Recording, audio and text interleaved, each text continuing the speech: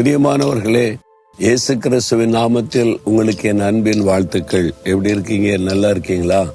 உங்களுக்கு ஒரு உதவி தேவை இருக்குல்ல? ஏதோ ஒரு பிரச்சனையில் உங்களுடைய குடும்ப காரியம், பிள்ளைகள் காரியம், பிசினஸ் காரியம், வேலை காரியம், உங்களுடைய சரீரத்துக்கு அடுத்த வியாதியின் காரியம், தேவைகள், ஏதோ ஒரு காரியத்துல உதவி தேவை இருக்கு. இந்த உதவி எப்படி கிடைக்கும்? மனிதர்களிடத்துல தேடி பார்த்தாச்சு, உதவி வரும் நம்பி பார்த்தாச்சு, வரல. இப்ப உங்களுக்கு ஆண்டவர் ஒரு பதில் தருகிறார். 124 சங்கீதம் 8 நம்முடைய சகாயம், நமக்கு உதவி வானத்தையும் பூமியும் உண்டாக்கின கர்த்தருடைய நாமத்தில் உள்ளது. உங்களுக்கு சகாயம் எங்க இருக்கு தெரியுமா? உதவி கர்த்தருடைய நாமத்தில், அவருடைய பெயர்ல இருக்கிறான். அவருடைய பெயர்ல என்னங்க அப்படின்னு சொன்னீங்கன்னா, அவருடைய ஒவ்வொரு பெயருக்கும் ஒவ்வொரு அர்த்தம் உண்டு. யெகோவா ஈரே அப்படின்னு அவருக்கு ஒரு பெயர் இருக்குன்னா, தேவன் எல்லாவற்றையும் பார்த்து கொள்ளுவார். God shall supply all our needs, நம் தேவைகளை சந்திக்கிறவர் அப்படின்னு அர்த்தம். உங்களுக்கு ஒரு தேவை இருக்குன்னா, நீர் என்னுடைய யெகோவா ஈரே, என் தேவையை சந்திக்கிறவர், விசுவாசிக்கிறேன்னு அது சொல்லி ஜெபிச்சு பாருங்க, அந்த காரியத்தில் அற்புதம் நடக்கும். அவர் யெகோவா ஷாலோம் அப்படின்னு சமாதானத்தின் தேவன் என்று அர்த்தம். எனக்கு சமாதானமே இல்லை, நீங்க தான் என்னுடைய யெகோவா ஷாலோம், எனக்கு சமாதானத்தை அருளுங்க, குடும்பத்துல சமாதானத்தை அருளுங்க, அந்த பெயரை சொல்லி துதித்து ஜெபிச்சு பாருங்க, அது அப்படியே நிறைவேறும். அப்படியே யெகோவா ரொபேக்கா அப்படின்னா, நானே உன்னை சுகமாக்குகிற கர்த்தர் அப்படின்னு அர்த்தம்.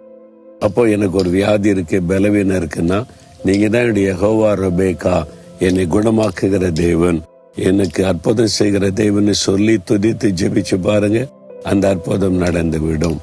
அவர் எல் ஷடாய் அப்படின்னா சர்வ வல்லமுள்ள தேவன். ஆண்டவரே, நீர் சர்வ வல்லவர், எதையும் செய்யமால முடியும், எனக்கு இந்த காரியத்துல சகாயம் பண்ண முடியும் அப்படின்னு அந்த பெயரை சொல்லி துதித்து ஜெபிச்சு பாருங்க, அதில் அற்புதம் நடக்கும். எல் ரோயி அப்படின்னா என்னை காண்கிற தேவன்.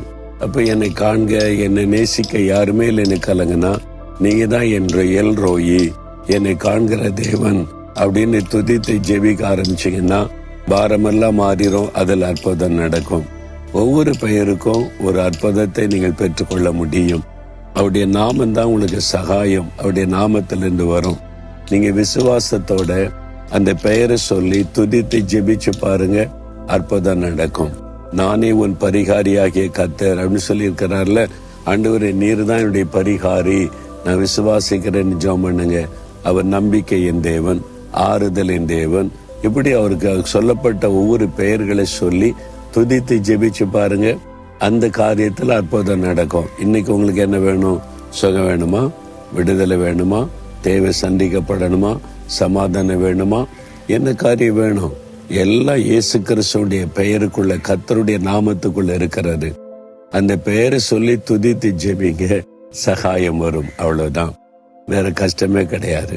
இப்ப ஜெபிக்கிறீங்களா? இதயத்துல கை வைத்து, ஆண்டவரே, நீர் சர்வ வல்லமுள்ள தேவன், உம்முடைய நாமம் எனக்கு உயர்ந்த அடைக்கலம், உம்முடைய பெயர்ல எனக்குரிய சகாயம், ஆசீர்வாதம் இருக்கிறது. இயேசு கிறிஸ்துவின் நாமத்தில் இந்த ஆசீர்வாதத்தை சுதந்திரித்துக் கொள்ளுகிறேன், பெற்றுக் கொள்ளுகிறேன். இன்றைக்கு இந்த காரியத்தில் அற்புதத்தை செய்கிறீர், உமக்கு ஸ்தோத்திரம். இயேசு கிறிஸ்துவின் நாமத்தில் ஜெபிக்கிறேன். ஆமேன், ஆமேன்.